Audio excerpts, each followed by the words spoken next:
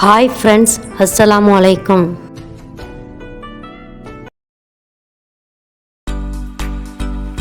கோதுமை சேமியாவும் தேங்காய் பாலும் சேர்த்து பாயாசம் செய்யலாம் வாங்க ஃப்ரெண்ட்ஸ். தேவையான பொருட்கள் பார்க்கலாம் வாங்க ஃப்ரெண்ட்ஸ்.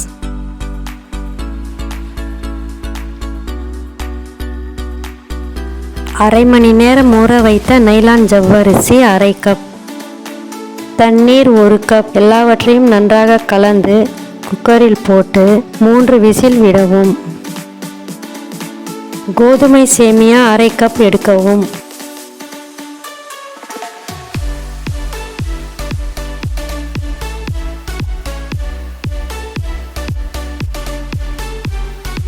ஒரு பாத்திரத்தில் 3 டீஸ்பூன் நெய் ஊற்றி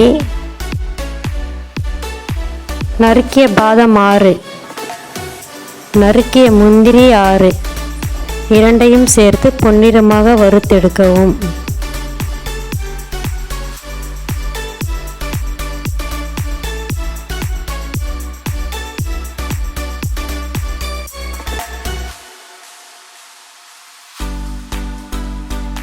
அதே நெய்யில் அரை கப் சேமியாவை சேர்த்து நன்றாக 3 நிமிடம் வறுக்கவும்.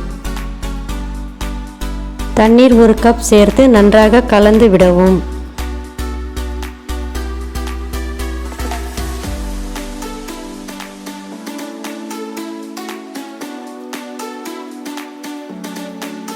ஏழு முதல் 10 நிமிடம் சேமியா வேகும் வரை வேக விடவும்.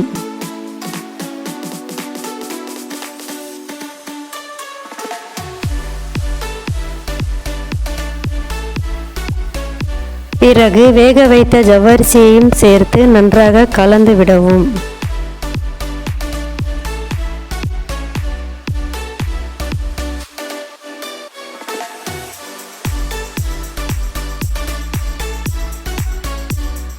ஏலக்காய் தூள் 1 டீஸ்பூன் சேர்த்து நன்றாக கலந்து விடவும்.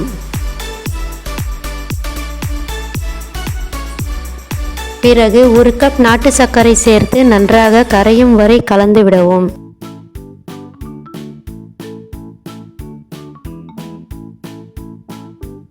இரண்டாம் தேங்காய் பால் 2 கப் சேர்த்து நன்றாக கலந்து விடவும். பிறகு அதில் முதல் தேங்காய் பாலையும் சேர்த்து நன்றாக கலந்து விடவும். நெய்யில் வறுத்தெடுத்த முந்திரி பாதாமையும் சேர்த்து நன்றாக கலந்து விடவும். குங்குமப்பூ 1 சிட்டிகை சேர்த்து நன்றாக கலந்து விடவும்.